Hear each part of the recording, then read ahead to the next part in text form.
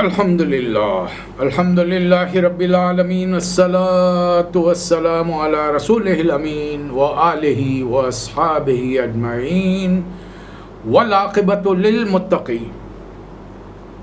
محترم خواتین حضرات، السلام علیکم ورحمۃ اللہ وبرکاتہ۔ اعوذ باللہ من الشیطان الرجیم، بسم اللہ الرحمن الرحیم۔ والشعراء يتبعهم الغاوون ألم ترى أنهم في كل واد يهيمون وأنهم يقولون ما لا يفعلون إلا الذين آمنوا وعملوا الصالحات وذكروا الله كثيرا وانتصروا من بعد ظلموا وسيعلم الذين ظلموا أي منقلب ينقلبون۔ صدق الله مولانا العظیم۔ سیرت نبی صلی اللہ علیہ وسلم کا 8واں سال اختتام پر پہنچ رہا ہے، 9واں سال شروع ہو رہا ہے۔ اس دور میں جو سورہ ایک تسلسل کے ساتھ رسول اللہ صلی اللہ علیہ وسلم کی حیات مبارکہ کا ایک پورا قصے کی شکل میں پیش کرنے کے لیے جو سورے لیے گئے ہیں، ان میں ایک سورہ شعراء ہے۔ یہ شاعر کی جمع ہے جو موجودہ قرآن میں 26 نمبر پر ہے، اور ہم نے اس کو اپنی ترتیب میں 66 نمبر پہ لیا ہے 26 نمبر پر، ہم نے 66 پر لیا ہے، اور مکے میں 8ویں سال کے مکی دور کے اختتام یا 9ویں سال کے شروع کے لگ بھگ اسی دور میں یہ اللہ تعالیٰ اس سورے میں مکے والوں کو سمجھا رہا ہے کہ تم کو اپنی زبان پر بڑا ناز ہے، اور تمہارے ہاں شعراء بھی بڑے بڑے پائے جاتے ہیں، اور اپنے آپ کو زبان کا بڑا دھنی سمجھتے ہو، دوسرے لوگوں کو تو تم عجمی گونگا، تمہارے سمجھنے سے کچھ نہیں ہوتا، اور تم کیا سمجھ رہے ہو محمد صلی اللہ علیہ وسلم جو چیز تمہارے سامنے پیش کرے وہ شاعری ہے، حالانکہ تم شاعری کی ہر قسم سے واقف ہو، غزل، نظم، مرثیہ، قصیدہ، ہجو، کوئی چیز ایسی ہے جس سے تم ناواقف ہو؟ اب قرآن کو پرکھ کر دیکھو کہ یہ ان میں سے کس صنف پر منطبق ہوتا ہے، کس پر پورا اترتا ہے، تو تم دیکھو گے کہ تحت اللفظ میں پڑھو تو اس کی اپنی شان ہے، اسے قرات میں پڑھو تو اس کی اپنی شان ہے، اب پھر اس کے مضامین پر غور کرو۔ یہ تو الفاظ کی دروبت سے ایک اور چیز ہے، اس کے مضامین پر غور کرو، کیا پاکیزہ صاف ستھری تعلیمات اور زندگی کے ہر شعبے سے تعلق رکھنے والی، خاص طور پر ان برائیوں کی جانب نشاندہی کرنے والی جو تمہارے معاشرے میں زیادہ پائی جاتی ہیں، اور بے شمار معاشروں کو اللہ تعالیٰ نے ان برائیوں کو ویسے برباد کر دیا، حالانکہ برباد کرنے سے پہلے وہاں پر بھی خبردار کرنے والے آئے جیسا تمہارے پاس آئے۔ تو یہ غلط خیال ذہنوں سے نکال دو کہ یہ شاعری ہے، یہ شاعروں کا کلام ہے۔ آئیے دیکھیں اس سورہ میں اللہ تعالیٰ نے کیا باتیں فرمائیں۔ طاسین میم، تلک آیات الکتاب المبین، یہ اس کتاب کی آیات ہیں جو کھول کھول کر باتیں اپنی بیان کرتی ہے، معمے نہیں ہیں، پزلز نہیں ہیں، واضح ہر چیز کے متعلق کھلے کھلے احکامات، اور نبی ساتھ بھیجا گیا ہے کہ اس پر عمل کر کے نمونہ پیش کرے۔ اللہ تعالیٰ نبی صلی اللہ علیہ وسلم سے خطاب کر رہا ہے، لعلک باقی نفسک الا یکونوا مؤمنین، آپ اس غم میں اپنی جان گنوا دیں کہ یہ مکے والے ایمان نہیں لاتے۔ آپ جانتے ہیں اس دور میں نبی کریم صلی اللہ علیہ وسلم، آپ کا قبیلہ بنو ہاشم اور دوسرا قبیلہ بنو مطلب، یہ دونوں قبائل گھاٹی شعب ابی طالب میں ہیں، ایک طریقے سے قید کی زندگی، محصور زندگی گزار ہے، نہ کوئی ان سے تجارت کرتا ہے، نہ لین دین کرتا ہے، نہ خریدتا ہے، نہ بیچتا ہے، نہ شادی بیاہ ہے، نہ بات چیت ہے، کچھ نہیں، سوشل بائیکاٹ، بلکہ سیدھی سی آج کی ٹرمینالوجی میں سینکشنز۔ اب اس کا نتیجہ کیا نکلے گا؟ گھاٹی کے اندر سے معصوم بچوں کے بھوک سے بلبلا کر رونے کی آوازیں، چیخیں سنائی دیتی ہیں، اور چند لوگ یہاں خوش ہوتے ہیں، حالانکہ اکثریت خوش نہیں ہے، لیکن کچھ بڑے سردار ہیں جن کے آگے کوئی پر نہیں مار سکتا. اب جو ہمدرد بے حقہ ہیں وہ راتوں کی تاریکیوں میں آ کر کچھ اناج غلے کے تھیلے گرا کے چلے آتے ہیں چپ چھپا کر. اس لیے کہ تمام سرداروں نے متفقہ طور پر یہ اگریمنٹ لکھا تھا کہ بنو ہاشم کا بنو مطلب کا بیک آؤٹ کیا جائے گا اور کعبۃ اللہ کی دیوار پہ لگایا. اب سرداروں کی خلاف ورزی بھی نہیں ہو سکتی. ایسے کافی لوگ ہیں جو بڑی مدد کر رہے ہیں. بہرحال ایسے موقع پر اللہ تعالیٰ نے بڑا طویل سورہ اتارا ہے. آیات بڑی مختصر ہے اس پر. اے نبی صلی اللہ علیہ وسلم ہم چاہیں تو ایسی آیت ایسا معجزہ نازل کرے کہ ان کی گردنیں جھک جائیں, لیکن ہم ڈرا کر ایمان قبول کروانا نہیں چاہتے. ہم تو چاہتے ہیں کہ اللہ کو بغیر دیکھے یہ ایمان لائیں اور پھر اس کی تعلیمات جو پاکیزہ ہیں آپ جس کو دے رہے ہیں, جس پر عمل کر کے نمونہ بتانے والے ہیں, اس پر یہ عمل کریں. تو اس دنیا میں بھی اگر یہ پوری بستی عمل کرے گی تو اس کو نہال کر دوں گا, اور آخرت میں ان کے لیے شاندار جنت کے باغات ہیں. آپ کا کام پیغام پہنچانا ہے. اتنا صدمہ اتنا افسوس مت دیجیے. اب رسول اللہ علیہ وسلم کو صدمہ کس بات کا ہے؟ وہ قوم جس نے 43 سال 43 ایئرس مجھے سر آنکھوں پر بٹھا کے رکھا, آج میری دشمن ہو چکی ہے, بدتمیزی پر اتر آئی ہے, مجنون, ساحر, جادوگر, کاہن, دیوانہ, کیا کیا نہیں کہہ رہی. البتہ بدتمیزیاں منہ در منہ رو در رو نہیں ہو رہی, یہ یاد رکھیے گا. اب یہ حضرت ابو طالب ہیں, دنیاوی سہارے ہیں, اور حضرت خدیجۃ الکبریٰ رضی اللہ تعالیٰ عنہا کا ایک معاشرے میں ایک روبداب ہے, بہت بڑی مالدار تاجر خاتون تھیں, اعلیٰ خاندان سے ہیں. تو یہ دو جو دنیاوی سہارے ہیں اپنی جگہ پر ہیں. اب سب سے بڑھ کر تو اللہ ہے, لیکن بہرحال اللہ دنیا میں بھی اسباب پیدا کرتا ہے نا, وہ تو مسبب الاسباب ہے, لیکن دنیا میں تو اسباب چاہیے. تو نبی صلی اللہ علیہ وسلم اس فکر میں مت رہے. آئیے ہم آپ کو کچھ قصے سناتے ہیں. اصل یہ بات یہ ہے کہ ہر قوم میں جب بگڑ جاتی ہے قوم تو اللہ تعالیٰ کوئی نئی نصیحت اور پیغمبر کو کتاب وغیرہ دے کے بھیجتے. یہ خالی کھیل کود میں پڑھتے ہیں, مذاق اڑاتے ہیں, دل لگیاں کرتے ہیں. ان کو دعوت دیجیے غور و خوض کی. آپ کا دور علم کا دور ہے. اب زمین سے اٹھ کر ان کو کائنات کی تسخیر کرنی ہے انسانوں کو. دیکھیے 1450 سال پہلے جو کلام نازل ہوا اس کی بنیاد پر آج دنیا کہاں پہنچ چکی ہے, اور خاص طور پہ گزشتہ 25-30 سال میں جو ترقی ہوئی ہے. انسانی دماغ دنگ ہے, عقلیں حیران ہیں, یہ کیا ہو رہا ہے. کبھی سوچ سکتے تھے کہ دنیا کے کونے میں کھیل ہو رہا ہے, ایک ہاسپٹل کی 4 دیواری کے اندر ایک آپریشن ہو رہا ہے, اور اس کو دنیا کے کونے کونے میں لائیو ٹیلی کاسٹ کیا جا رہا ہے, باقاعدہ پورے آوازوں کے ساتھ, تعلیمات کے ساتھ, ان کے پورے ایک ایک حرکت کی بہترین عکاسی کی جا رہی ہے. بلکہ ریکیپ کر کے ان تمام چیزوں کو بار بار بتایا جا رہا ہے. اتنی ترقی کی کبھی آپ نے سوچی تھی؟ حالانکہ نبی صلی اللہ علیہ وسلم سے پہلے 1 لاکھ 24 یا 40 ہزار پیغمبر آئے. ان کے معجزے بھی اسی تھے, اسی ڈھنگ کے تھے زمینی معجزے. لیکن رسول اللہ صلی اللہ علیہ وسلم کا معاملہ مختلف ہے. آج دنیا والوں کو تو نبی کریم صلی اللہ علیہ وسلم کا شکریہ ادا کرنا چاہیے, لیکن وہ بیچارے کیسے شکریہ ادا کریں گے؟ آپ کے امتی آپ کے شکر گزار نہیں بن پائے. اللہ نے مجھے اور آپ کو نبی کریم صلی اللہ علیہ وسلم کے امتیوں کے گھر میں پیدا کر دیا, بس ہم پیدائشی مسلمان ہیں. ہم نے اپنا کردار سنوارا نہیں, اپنے معاملات کو نکھارا نہیں, اپنے لین دین دنیا والوں سے تعلق, ہر چیز میں ہم بالکل ایک معمولی انسان بن کے رہ گئے, دنیا دار. ہماری گفتگو, ہمارے معاملات, ہمارا لین دین, کوئی چیز ہم کو یونیک بنا کر پیش کرنے والی نہیں کہ جس کی طرف دنیا نظر اٹھا کے دیکھے ہاں یہ کچھ ایسے لوگ ہیں جن کی پیروی کرنی چاہیے. بڑا بہترین معاشرہ. کہاں ہے معاشرہ؟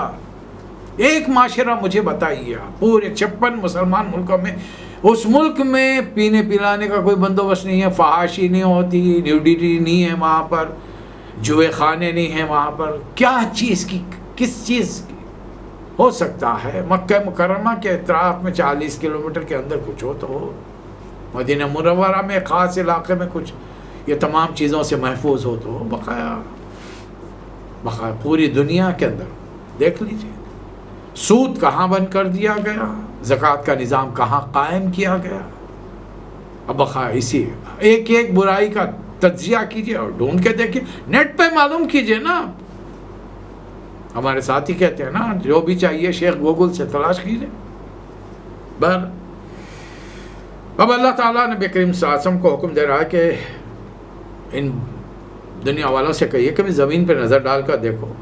ان کو اعتراض ایک ہی بات، کیا خدا کو مانتے ہیں، رسولوں کو مانتے ہیں، مر کر دوبارہ جینے پر نہیں ماننا چاہتے، اس لیے کہ ان کے اعمال ایسے ہیں کہ وہ دوبارہ زندہ ہونا ہی نہیں چاہتے. وہ چاہتے ہیں کہ بس موت آ گئی، حساب کتاب نہیں ہو. اللہ فرما رہا نہیں، اطراف میں تمہارے کھانے پینے کی، زمین کی ترکاریاں، اناج، غلے، اگر ان کی ری سائیکلنگ ہو رہی، تم اچھا خاصا بہترین شاندار پھل، اناج، غلے، ترکاریاں کھاتے پیتے ہو اور ان کے بیجوں کو پھینک دیتے ہو. ہم انہی بیجوں سے اثر نو نئی فصلیں دیتے ہیں، تو تمہارا پیدا کرنا کیا مشکل ہے ہمارے. آئیے نبی صلی اللہ علیہ وسلم، ہم آپ کو حضرت موسیٰ علیہ السلام کا قصہ سناتے ہیں. موسیٰ علیہ السلام کا قصہ اتنی بار آیا ہے قرآن مجید میں کہ اگر آپ پورا جمع کریں تو 1.5 یا 2 پارے تو آسانی کے ساتھ بن جائیں گے.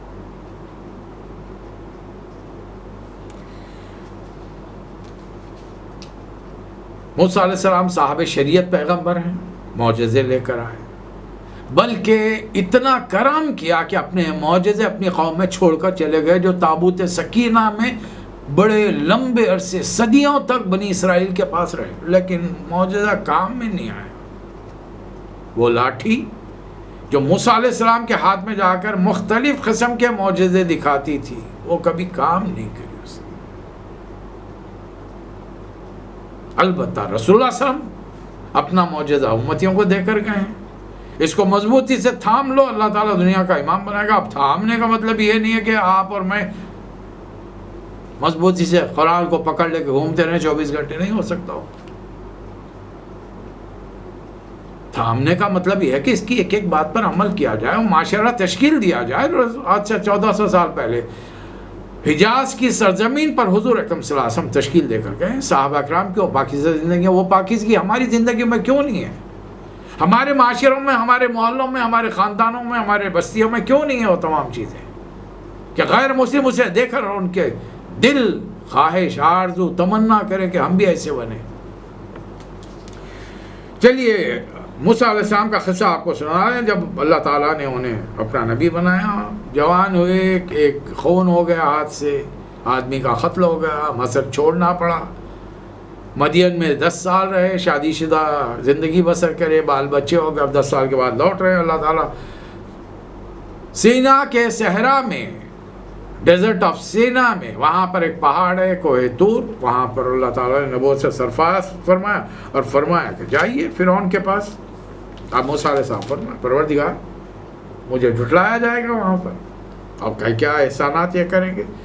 دوسرے میرا سینہ بچھ رہا ہے اور میری زبان نہیں چلتی، اس لیے کہ 10 سال جو میں دیہات میں رہ کے آیا ہوں تو وہ فصاحت بلاغت جو میرے بھائی ہارون میں ہے وہ مجھ میں نہیں ہے، اس لیے کہ وہ شہر میں رہتے ہیں. اس لیے آپ کیا کیجئے، فارسل اللہ ہارون، آپ بہتر یہ کہ نبوت انہیں دیجئے، میں شاید مدد کروں گا. اللہ میں فرمایا کہ نہیں، اور ایک قتل بھی میرے ذمہ ہے. اور وہ لوگ تو آدمی کو ڈھونڈ رہے ہیں. اللہ نے فرمایا یہ تمام باتیں اپنی جگہ پر ہیں، ہم دونوں کو نبی بنا رہے ہیں.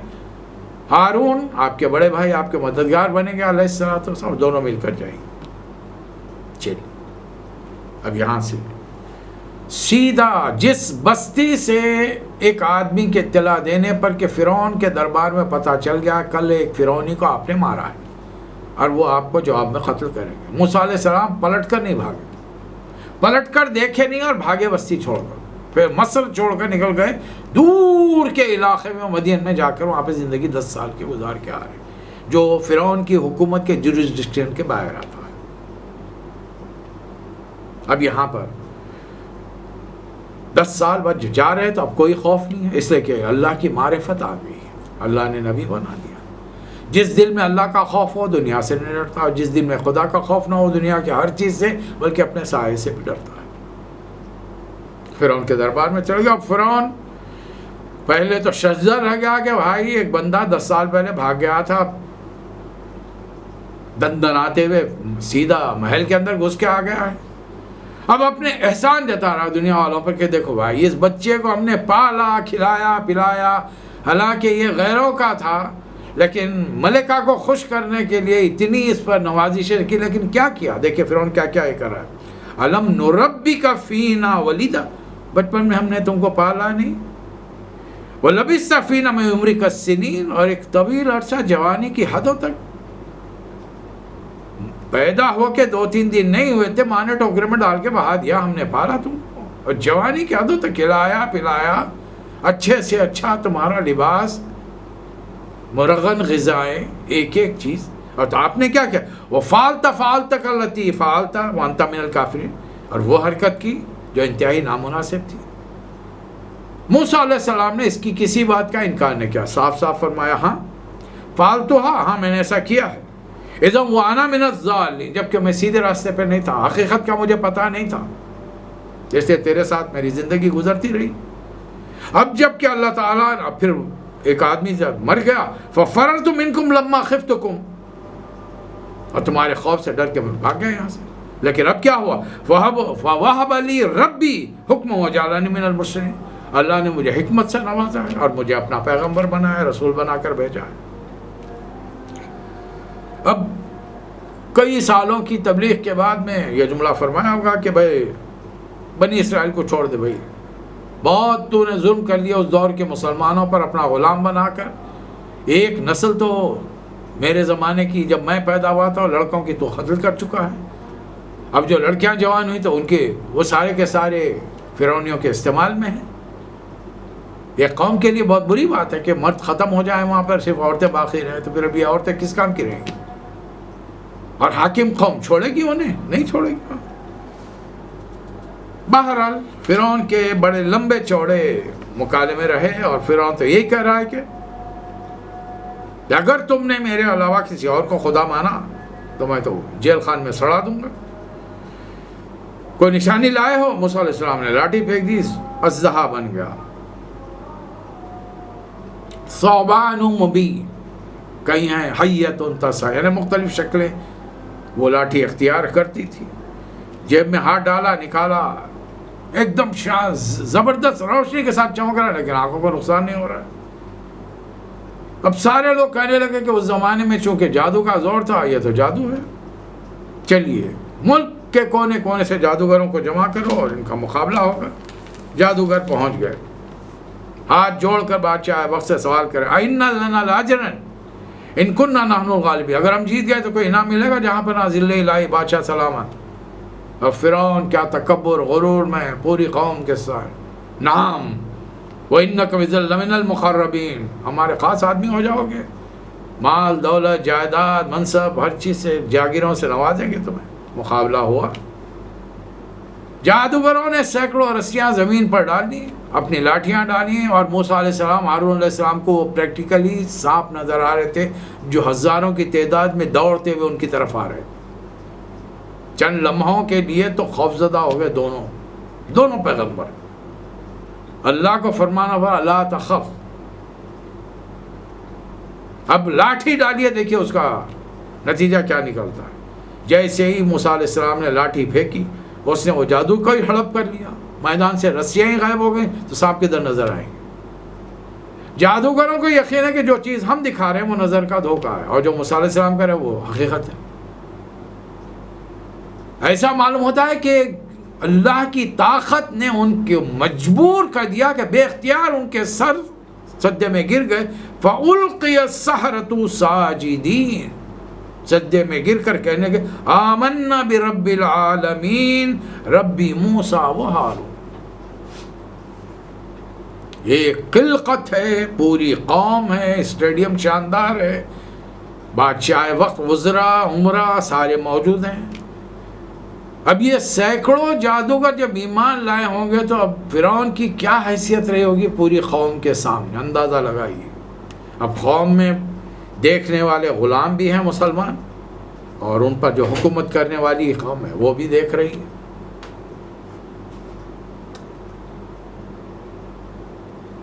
اب جب انہوں نے جادوگروں کو سجدہ کرتے ہوئے دیکھا تو فرعون کو تو چڑھ گئی، ارے کم وقت ہو، ابھی تو ہاتھ جوڑ کے انعام مانگ رہے تھے۔ اب دیکھیے پیترا بدل کر کیسا الزام دیا جاتا ہے، مجھے معلوم ہے کہ یہ اصل جو موسیٰ ہیں علیہ الصلوۃ والسلام، یہ اصل تمہارے گرو گھنٹالے سکھانے والے، ان سے تم سیکھ کر آئے ہو، اور یہ چند سیکنڈ میں تم نے پانسا اور بغیر میری اجازت کے ایمان لا لیے تم۔ میں تمہارے ہاتھوں پیروں کو لَأُقَطِّعَنَّ أَيْدِيَكُمْ وَأَرْجُلَكُمْ مِنْ خِلَافٍ وَلَأُصَلِّبَنَّكُمْ أَجْمَعِينَ، ہاتھوں پیروں کو مخالف سمتوں سے کٹا کر تمہیں پھانسیوں پر، تختوں پر لٹکا دوں گا۔ دیکھیے چند لمحوں پہلے تک ان جادوگروں کے نزدیک فرعون بڑا تھا، موسیٰ علیہ السلام کے معجزے کو دیکھ کر خدا پر ایمان کامل ہو گیا، فرعون کا ڈر یک لخت دل سے ختم ہو گیا۔ ان جادوگروں کا جو چند لمحے پہلے انعام مانگ رہے تھے، اب فرعون بادشاہ وقت کو کیا جواب دے رہے؟ لا زیر، نو ایشوز، نو پرابلم، اِنَّا إِلَىٰ رَبِّنَا لَمُنْقَلِبُونَ، مار دے گا، ہم چلے جائیں گے، اللہ کے پاس چلے جائیں گے، کوئی تو ہماری دنیا کی زندگی میں کچھ ہم کو کر سکتا ہے؟ بہت سے بہت زندگی کافی گزار لی، اب اس میں کچھ نوجوان ہوں گے، کچھ بوڑھے ہوں گے، ظاہر ہے عمریں تک گزر چکی ہیں۔ اب تو ہم چاہتے ہیں کہ اب تک جو کر رہے تھے وہ گناہ تھا، کفر تھا، جادو جو تھا، اب ہم اپنے رب سے توقع رکھتے ہیں کہ وہ تمام گناہوں کو معاف کر دیں۔ ان کننا اول المومن، سب سے پہلے ایمان لانے والے ہم۔ کئی سالوں تک تبلیغ ہوتے رہے، موسیٰ علیہ السلام نے بے شمار معجزے بتائے، کبھی ملک میں سرسریاں گھس آئیں، ہر چیز کھانے پینے کی چیزیں برباد، کھانے پینے کے لالے پڑ گئے، ملک کا پانی خون بن گیا ایک دوسری مرتبہ، اب کھاتے کیا، دھوتے کیا، نہاتے کیا۔ کبھی ملک میں مینڈک پھیل گئے، دو آدمی بازو میں بیٹھتے، بیچ میں سے پھدک کر مینڈک جا رہا ہے، مختلف قسم کے معجزے ہوتا ہے۔ ہر تکلیف آتی تو موسیٰ علیہ السلام کے پاس آتے اور کہتے کہ یہ مصیبت کے لیے دور کرنے کے لیے دعا کیجیے، ہم ایمان لائیں، یا کبھی کہتے کہ ہم بنی اسرائیل کو چھوڑ دیں گے، آپ لے کے چلے، اور جب مصیبت دور ہوتی، ارے واہ تھوڑی سی آفت آ گئی، پریشانی آ گئی تو کہ باپ دادا کے دین کو چھوڑ دیں، یہ ہٹ درمی، یہ ضد، آخر کار اللہ تعالیٰ نے حکم دیا، بنی اسرائیل کے 12 قبیلوں کو لے کر ایک دن مقرر کیجیے، چل پڑی۔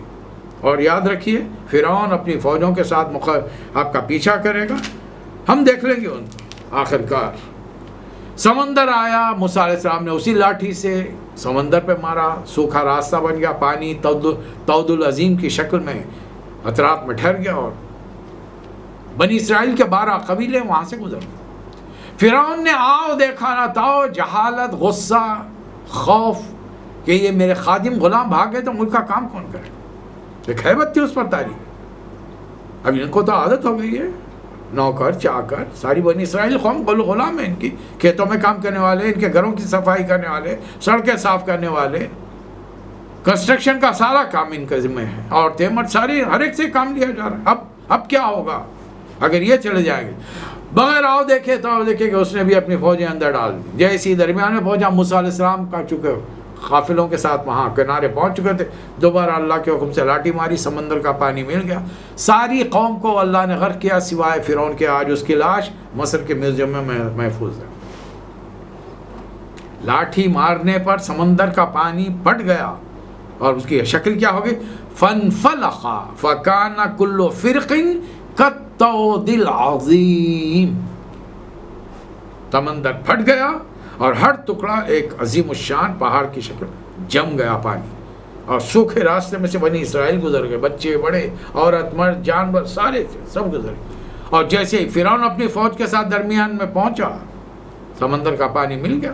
بہرحال اب یہاں سے حضرت ابراہیم علیہ السلام کا واقعہ ہے، یہ ہمارے لیے آج کے دور کے لیے ہے کہ جن کے گھروں میں مختلف قسم کی رسومات بدعتوں کے طرح ہمارے گھروں میں ہم کو لپٹی ہوئی ہیں، اور اس کا ہمارے یہاں ایک ہی جواب ہے، باپ دادا کے گھر سے چلے آ رہا، ان کے زمانے سے چلے آ رہا۔ اللہ فرما رہا نہیں، ابراہیم علیہ السلام تو اس گھر میں پیدا ہوئے، جب آنکھ کھولی تو دیکھا کہ بت پرستی پوری قوم میں ایک توحید پرست نہیں تھا، ایک خدا کو ماننے والا ایک آدمی نہیں تھا وہاں پر۔ جس طریقے سے یہاں پر نبی صلی اللہ علیہ وسلم دعوت کے لیے اٹھے ہیں، جب غار ہرا سے نکلے تو مکے میں توحید پرست ایک نہیں تھا، سب ایمان لاتے گئے، حضرت ابوبکر، حضرت خدیجہ، حضرت زید بن حارثہ، حضرت علی وغیرہ وغیرہ وغیرہ۔ ریزمبلنس بتایا جا رہا ہے۔ یہ ضد ہٹ درمیان چھوڑیں اپنی زندگی کے ہر کام کے بارے میں، اور یہ طے کر لیجئے، میں یہی پیش کرنے کی کوشش کر رہا ہوں، اللہ کے رسول صرف نماز، روزہ، حج، زکوٰۃ یا نکاح، طلاق، شادی بیاہ، موت مٹی کے مسائل سکھانے نہیں آئے۔ زندگی کا ہر کام جو ایک مسلمان کو کرنا پڑے گا، شعور سنبھالنے سے لے کر آخری سانس تک، اس کے بارے میں نظام زندگی، پورا ایک سسٹم آف لائف جو اسلام کہلاتا ہے وہ دے کر گئے، اور عمل کر کے بتا کر گئے۔ اور نہ صرف آپ نے بتایا کہ 1,24,000 صحابہ اکرام حجۃ الوداع کے خطبے کے موقع پر موجود تھے، سب تک یہ دین پہنچا کر گئے۔ بہرحال قوم سے سوال کر رہے ہیں، اپنے باپ سے، اس قال علی ابی ہی و قومی ہی ما تعبدون، یہ کس کی بندگی کر رہے ہیں آپ لوگ، کس کی پوجا پاٹ میں آنکھیں بند کر کے مراقبے میں رہتے ہیں؟ وہ ہمارے باپ دادا ایسی کرتے تھے۔ اچھا یہ سنتے ہیں آپ کو دیکھتے ہیں، کوئی فائدہ پہنچاتے ہیں؟ اب فائدہ پہنچانے کے، نقصان پہنچانے کا تو یہ انسانی خوف ہے، ان سے کسی سے بھی آپ دنیا میں امید رکھ لیجئے، فائدہ ہوگا تو بولیے ان کی وجہ سے ہوا، نقصان ہوا تو کوئی ان کی وجہ سے ہوا۔ طے کیجئے، ایک زمانہ جہالت کا مجھ پر بھی گزرا ہے، والدہ کا بڑا زور تھا کہ فلاں صاحب ہے، ان کے پاس جا کر چلے گئے، 10 سال ہو گئے، گریجویشن کرنے کے بعد میں ملازمت کی تلاش میں ہے، ملازمت مل نہیں پا رہی، کیا کریں گے؟ ہر انٹرویو میں کامیابی، آخر وہ صاحب بزرگ کے پاس پہنچ گئے۔ جس کمرے میں بزرگ بیٹھے ہوئے، ایک طرف جاموں کا ڈھیر ہے، ایک طرف گلاب کے پھولوں کا ڈھیر ہے، ایک طرف لیموں کا ڈھیر ہے، اور بیچنے والے بیچ رہے ہیں، تو وہ بھی خریدنا پڑا۔ گلاب کا آپ پہلے جب حضرت بولے تو چیز خریدنا، جو آپ کی مرضی سے نہیں خرید سکتے۔ حضرت نے کہا کہ تھوڑے گلاب کے پھول خریدو، خرید لیا۔ ہاں کیا مسئلہ ہے میاں؟ حضرت سب چیز تیار ہے، سارے انٹرویو پاس ہو رہے ہیں، لیکن نوکری نہیں مل رہی، انشاءاللہ مل جائے گی۔ نہیں حضرت ایسا نہیں چلے گا، آپ ڈیٹ دیجئے۔ نہیں تاریخ میں، اچھا چلیے اتنا بتا دیجئے، سال بھر میں مل جائے گی، 6 مہینے میں ملے گی، 3 مہینے میں ملے گی، آپ اتنا بتا دیجئے تاکہ اس وقفے میں مجھے مل جائے تو مجھے اندازہ ہو کہ یہ کام آپ کی وجہ سے ہوا ہے۔ اب رہی بات یہ آپ کا جنرل جملہ، مل جائے گی، وہ تو مجھے بھی معلوم ہے کہ مل جائے گی، آج نہیں تو کل ملے گی، سال بھر 2 سال کے بعد نہیں ملے گی، نہیں بول سکے۔ حالانکہ ہم جہالت میں تھے، کبھی قرآن پڑھانے کوئی دینی گھرانہ تھا ہمارا، لیکن اس کے باوجود بھی دل ٹھکانے وہاں پر۔ حالانکہ وہ لائے گلاب کے پھول لائے، کئی دنوں تک جب نہانے لگے تو وہ نہانے کے پانی کے اندر وہ گلاب کی پتیاں ڈال کر اسے بھی غسل کرے، لیکن چونکہ حضرت کی طرف سے دل ہی مطمئن نہیں تھا کہ انہوں نے وقت ہی نہیں بتایا ہے۔ اب وہ کھایا ہے تو ہے، وہ تو اللہ کبھی بھی کر سکے۔ یہ ابراہیم علیہ السلام نے اس سورہ میں بڑی پیاری بات ہے کہ میں اس رب کو مانتا ہوں اور تمہارے خداؤں کا میں دشمن ہوں۔ میں اس خدا کو مانتا ہوں جس نے مجھے تخلیق کیا، پیدا کیا ہے، سیدھا راستہ بتایا، جو کھلاتا ہے پلاتا ہے، اور وَإِذَا مَرِضْتُ فَهُوَ يَشْفِينِ، جب میں بیمار پڑتا ہوں تو مجھے شفا دیتا ہے، وہی موت دے گا، وہی زندگی دے گا، اور میں اللہ سے توقع رکھتا ہوں کہ وہ میری خطاؤں کو معاف کرے گا اور مجھے صالحین میں شامل کرے گا۔